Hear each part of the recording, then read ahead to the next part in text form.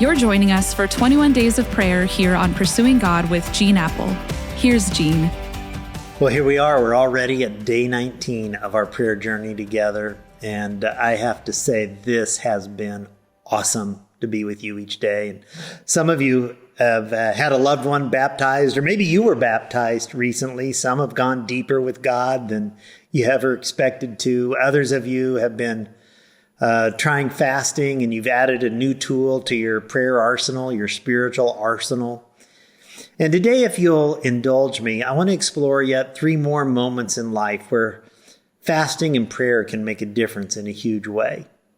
One is you might consider fasting to help meet the needs of others. Listen to what God says in Isaiah 58, verse 5. Is not this the kind of fasting I have chosen, to loose the chains of injustice and untie the cords of the yoke, to set the oppressed free and break every yoke? Is it not to share your food with the hungry and to provide the poor wanderer with shelter?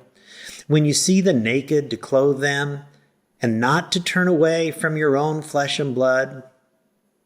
You might want to fast to ask God to guide you on where and if He might want you to serve. Maybe globally, locally. You might want to fast and miss a meal or two if you've ever said, I don't have time to serve anyone in my community. You might want to fast and miss a meal or 2 or 3 and take that money that you've saved and give it to someone in need. One of our primary values as a church, as you know, is to unleash compassion both locally and globally, and to be the hands and feet of Jesus. And many of you went on one of our over 20 global compassion trips this past year. Last month, Eastsiders like you participated in our Summer of Serving and unleashed over 18,000 acts of service in our communities around the world. It was just amazing. Fasting was a part of this effort for some of you. Imagine if we bound together in fasting and prayer even more for the needs of those around us. But fasting is not just for the benefits of those in need around us. It helps us with our needs too. Some of you might want to consider fasting to overcome temptation. In Matthew 4, when Jesus fasted for 40 days and nights, He received the spiritual strength that He needed to overcome those 3 direct temptations that were coming from Satan.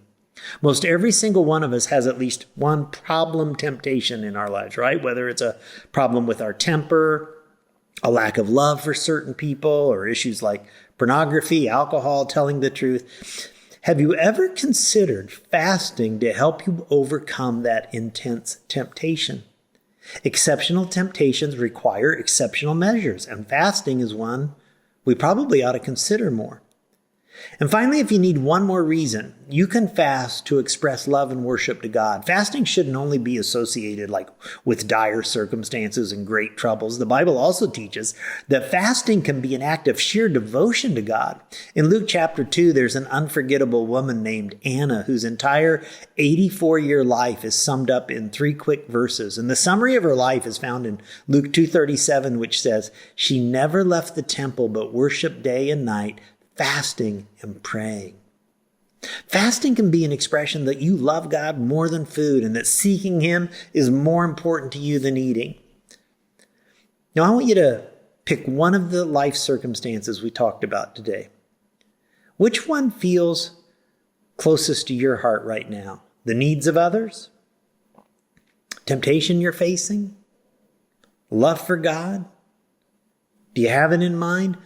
Bring it to God right now. Let's a prayerful moment of silence. Let me just give you just a few moments here right now. Just bring it to God. Just bring it to God.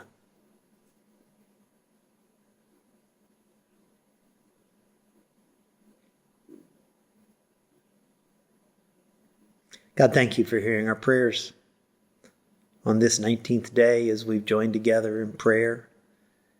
And I know some are praying for people that they love. Some are just full of worship, giving it to you. Some are thinking about ways they can serve others.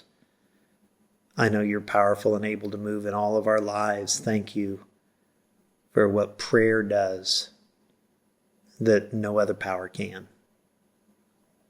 We lift our prayers in the name of the risen one, Jesus. Amen. Amen.